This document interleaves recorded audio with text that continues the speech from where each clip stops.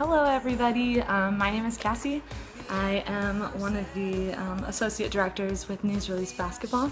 We had this I don't know who had the idea, but they had a brilliant idea of doing little quick hit devotionals to keep us all encouraged throughout our year, whether you're in school or working or whatever.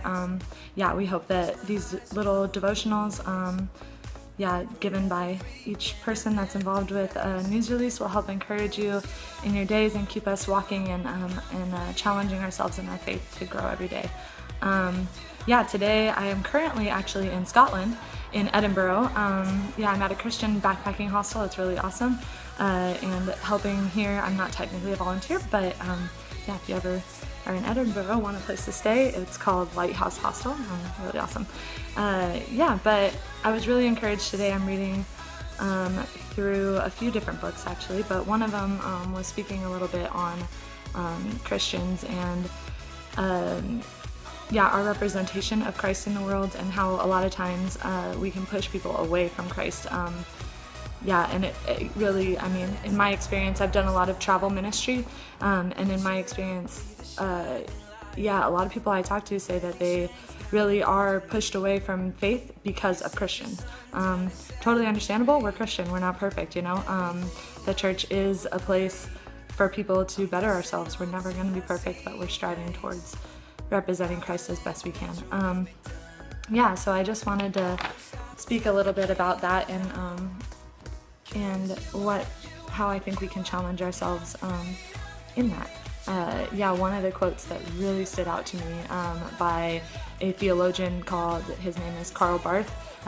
Bart, I think people pronounce a lot. He's Swiss, but he's got some really deep, insightful books. I've read a few, but really it's a lot to chew on. You got to read it a few times through. I highly recommend him. But one of his quotes is that it was the church, not the world, who crucified Christ. And I read that today and was like, whoa, that's so true. It was the Jews at the time that were God's people that crucified Christ. And I think a lot of times in our lives we go throughout life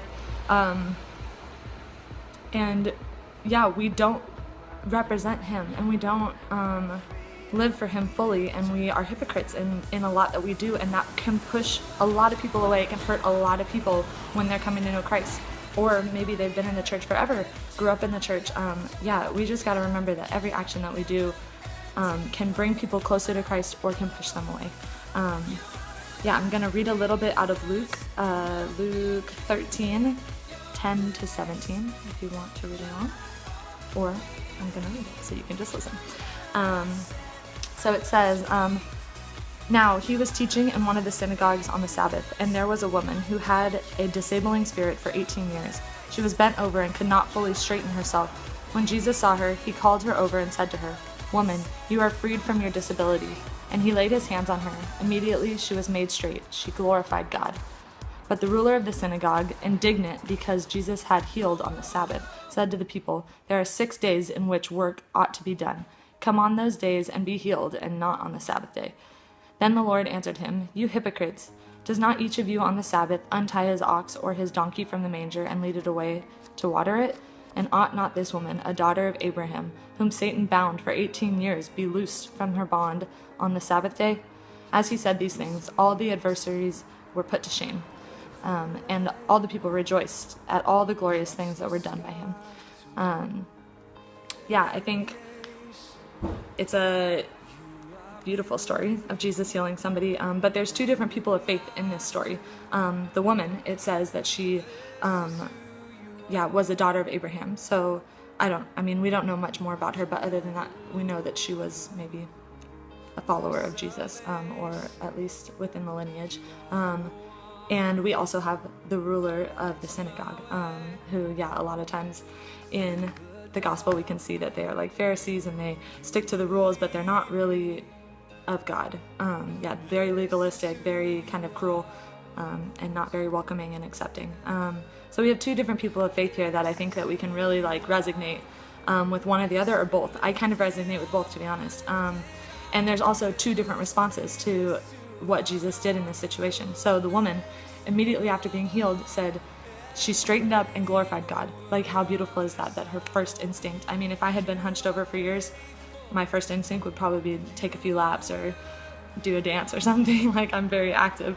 But the first thing she did was glorify God. How cool is that? And the second one was by the ruler of the synagogue. He accused Jesus of breaking rules, of doing a beautiful work. And he didn't even confront Jesus. He turned to the people and then said it and tried to accuse him in that way. And I think, a lot of times we can be quick to judge. We can be quick to, put people down or try and accuse people of things. When in hindsight, we realize, we're not so perfect ourselves. And that's what Jesus points out to the ruler of the synagogue. He says, haven't you, if your ox is in the stable, don't you lead it out to get some water on the Sabbath? Isn't that the same thing? So he's kind of just saying, like, come on now, really think about this. And he calls them hypocrites. It's a heavy word, but I think as we reflect on our own faith and how we live out our life with Christ, we really do notice that we are hypocrites in so many different ways. So many ways. So I challenge us to really reflect on that. Think about this story. Who do you resemble? Do you resemble more the woman of faith that, another interesting point. It says that she was bound by Satan. A lot of the stories, they talk about Jesus casting out spirits and stuff, but in this one, and it very specifically will say, like, the spirit left. This one, no spirit left. I think it's just a cool point to realize that, like, a lot of things that we're bound by are bad, and I think they're from Satan. And while it isn't like an evil spirit is possessing us, I think that these things can be from a source that isn't of God. And that's a perfect example of, like, reflect in your own life. What kind of things is Satan have a hold on you over? And Jesus can totally straighten you out on those through his power and through his love and acceptance. So really evaluate your life. What holds does Satan have over you? And how can Jesus free you of those? And then glorify him. We need his restoration. That's for sure. Let's just challenge ourselves to think, how am I being hypocritical? How am I not representing Christ in every way, every area of our lives, not just while we're at church, not just while we're at school or around our church friends? How do we act around our non-believing friends? How do we act around our family? Do we treat our family bad? Are we serving? Do we have a gracious serving heart, a grateful one? Do we have integrity in how we live out our lives, in our words, in our actions, in what music we're listening to? Everything, how we're spending our money. How are you spending your money? That is such a big one. It's such a tough one. But if somebody just was to look at your finances, would they think this person was responsible, a follower of Christ? Really challenge yourself. Think about those things. Pray on them. Are we crucifying Christ, or are we helping to further his kingdom? That's my encouragement today.